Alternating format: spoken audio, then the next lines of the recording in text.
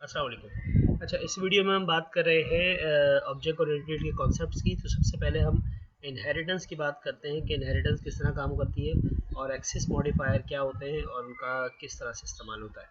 तो मैं एक न्यू प्रोजेक्ट ले रहा हूँ। मैंने सी शार्प की कंसोल एप्लीकेशन लेकर यहाँ पर इसका कोई भी नाम रख दिया। मैंने फॉर एग्जांपल कह दिया ऊ कॉन्सेप्ट। ठीक है, मैं इस नेम स्पेस का नाम रखा हूँ कॉन्सेप्ट और मैंने प्रोजेक्ट क्रिएट किया। ओके जी, तो देखें ये मेरा एक बेसिक ब्लैंक प्रोजेक्ट है। ठीक है, इसमें हमारे पास बस एक मेन का मेथड है, एक हमारी क्लास है प्रोग्राम, ये हमारी मेन क्लास होती है। ठीक है, इसके अंदर स्टैटिक वॉइड मेन, ये हमारा मेन मेथड होता है एंट्री पॉइंट सी शार्प के प्रोग्राम का।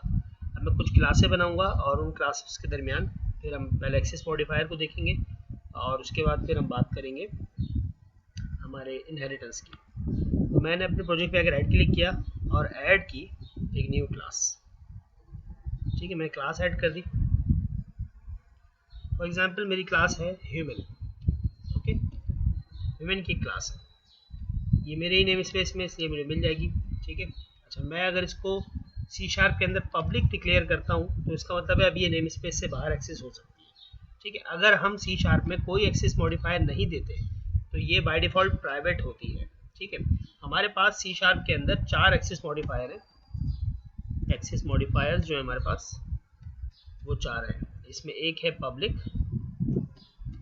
ठीक है, एक है प्राइवेट, एक है प्रोटेक्टेड, नॉर्मली लोग यहीं तक की बात करते हैं प्रोटेक्टेड, और एक और हमारे पास जो है सिग्निफायर होता है वो इंटरनल होता है। ठीक है, तो हम सबसे पहले पब्लिक की बात कर रहे हैं। मैं क्लास को ही पब्लिक करूं तो ये नेम स्पेस के बाहर भी एक्सेस होगी। अगर क्लास इस लेवल पर है तो ये एक्चुअली इंटरनल और प्राइवेट होती है।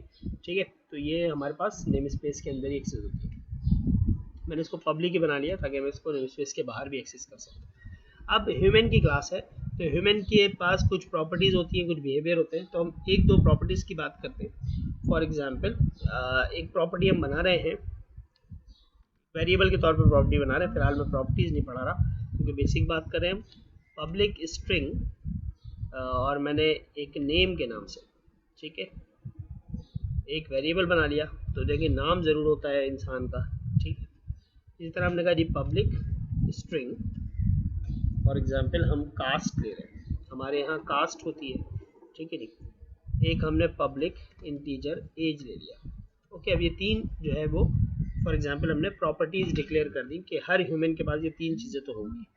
ठीक है, इसके बाद मेथड कुछ, तो मैंने पब्लिक वॉइड मेथड बनाया है और इसका मतलब ये मेथड है वॉक का कि भाई चलते हैं इंसान। ओके जी, वॉक का मेथड है। इसमें मैं कंसोल डॉट राइट लाइन में आउटपुट भी दे देता हूँ यहाँ से कि ह्यूमन वॉक्स।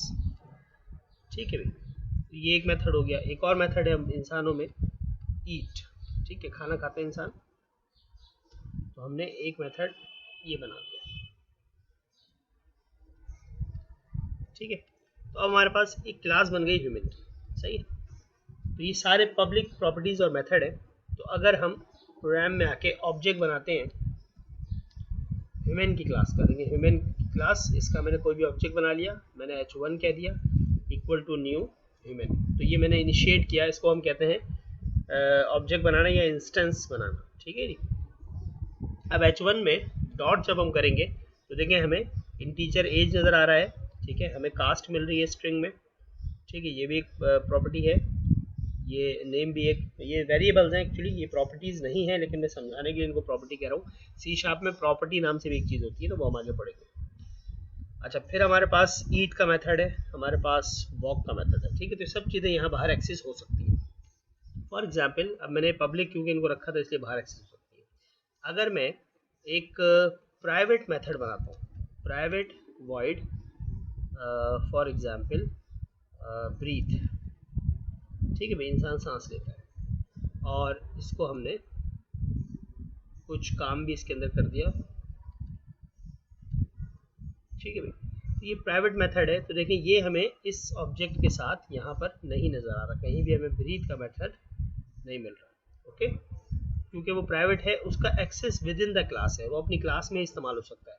मतलब ये ब्रीथ का मेथड में क्लास के अंदर फॉर एग्जांपल वॉक के बाद या वॉक के मेथड के अंदर ही यहाँ पर अगर यूज़ करना चाहूँ तो देखिए मुझे ब्रीथ का मेथड मिलेगा। ओके, क्योंकि ये प्राइवेट है, ये विद इन द क्लास इस्तेमाल हो सकता है, आउटसाइड द क्लास एक्सेस नहीं हो सकता। प्राइवेट मॉडिफायर यही होता है। ठीक है, तो इसका कोई ये कहे कि भी इसका फ़ायदा क्या, तो देखिए डेफिनेटली आप अपनी क्लास के अंदर कोई ऐसी चीज़ क्लियर करना चाहते हैं जो आप आउटसाइड द क्लास एक्सेस नहीं करवाना चाहते हैं। मतलब वो काम करेगा, अगर आप वॉक को कॉल करेंगे और वॉक के अंदर ब्रीथ कॉल हुआ होगा तो ब्रीथ भी कॉल हो जाएगा, लेकिन बाहर क्लास से बाहर किसी को ये कोड में पता नहीं चलेगा कि ऐसा कोई मेथड है भी। ठीक है, अच्छा ये तो हो गई एक सिंपल क्लास। ओके, अब मैं बात कर रहा हूँ थोड़ी सी इनहेरिटेंस की, जिससे हम प्रोटेक्टेड भी पढ़ेंगे। यहाँ पर मैंने ऐड की एक और क्लास। ठीक है, मैंने क्लास बना ली स्टूडेंट की। ठीक है, स्टूडेंट की क्लास है। अब हम जानते हैं कि हर स्टूडेंट जो है हमारा वो ह्यूमन होता है, तो क्या करेंगे हम इनहेरिट कर देंगे स्टूडेंट की क्लास को ह्यूमन से। तो होगा क्या कि ह्यूमन की तमाम प्रॉपर्टीज़ और मेथड जो पब्लिक हैं या प्रोटेक्टेड है वो स्टूडेंट को मिल जाएंगे। अब फॉर एग्जांपल अब हम स्टूडेंट की क्लास है, ठीक है, स्टूडेंट की कुछ हम प्रॉपर्टीज़ बना लेते हैं। मैंने कहा जी पब्लिक स्ट्रिंग, पब्लिक इसलिए कि बाहर एक्सेस हो, enrolment, enrolment number for example हमारा एक होता है। ठीक है, स्टूडेंट का एनरोलमेंट नंबर होगा। Public string for example S class कर लेते हैं क्योंकि क्लास एक कीवर्ड है।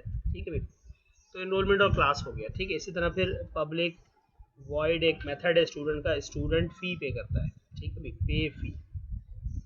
ठीक है, यहाँ पर मैंने कहा भी स्टूडेंट पेज फी।